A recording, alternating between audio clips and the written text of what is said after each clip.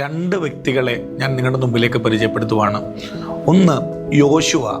പഴയ നിയമത്തിൽ യോശുവയുടെ പുസ്തകത്തിനകത്ത് യോശുവ പറയുവാണ്, സൂര്യ നീ ഗിബയോനിൽ നിൽക്കുക, ചന്ദ്ര നീ അയ്യലോൺ താഴ്വരയിൽ നിൽക്കുക. നമ്മൾ തൊട്ടടുത്ത വാക്യത്തിൽ വായിക്കുന്നത് സൂര്യൻ ഗിബയോനിൽ നിന്നു, ചന്ദ്രൻ അയ്യലോൺ താഴ്വരയിൽ നിന്നു. പുതിയ നിയമത്തിലേക്ക് നമ്മൾ കടന്നു വരുമ്പോഴത്തേക്ക് ബർത്തിമായി എന്ന് പറയുന്നൊരു കുരുടൻ താൻ നിലവിളിക്കുകയാണ്, യേശുവേ ദാവീദ് പുത്ര എന്നോട് കരുണ തോന്നണമേ എന്ന് പറഞ്ഞ് നിലവിളിക്കുമ്പോൾ നമ്മൾ അടുത്ത വാക്യത്തിൽ കാണുന്നത് യേശു അവിടെ നിന്നു. പഴയ നിയമത്തിൽ നമ്മൾ കണ്ട യോശുവ എന്ന് പറഞ്ഞ വ്യക്തി ഒരു യോദ്ധാവായിരുന്നു.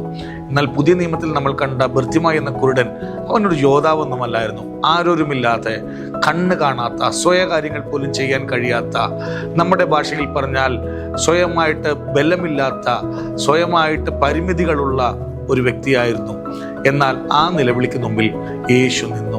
എന്നെ കേൾക്കുന്ന ശ്രോതാക്കളോട് ഞാൻ പറയട്ടെ, നിങ്ങളൊരു പക്ഷേ ആരുമില്ലാത്തവരായിരിക്കാം. നിങ്ങളുടെ നിലവിളി കേൾക്കാൻ ആരുമില്ലെന്ന് നിങ്ങൾ ചിന്തിക്കുന്നുണ്ടായിരിക്കാം. നിങ്ങളുടെ വേദനകൾ അറിയാനായിട്ടോ സങ്കടങ്ങൾ കേൾക്കാനായിട്ടോ ആരുമില്ലെന്നോർത്ത് നിങ്ങൾ നിരാശപ്പെടുന്നവരായിരിക്കാം. എന്നാൽ ഞാൻ നിങ്ങളെ ഉറപ്പിക്കാനായിട്ടൊരു കാര്യം പറയുന്നു, നിങ്ങളുടെ നിലവിളിക്ക് മുമ്പിൽ നിൽക്കുന്ന ഒരു ദൈവമുണ്ട്.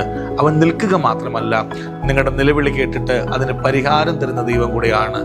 ആ ദൈവത്തിൽ വിശ്വസിക്കുക, ആ ദൈവത്തിൽ ആശ്രയിക്കുക. ഏത് പാതിരാത്രിയിലും വിളിച്ചാൽ ഉത്തരമരുളുന്ന ഒരു നല്ല ദൈവം നിങ്ങളെ അനുഗ്രഹിക്കട്ടെ.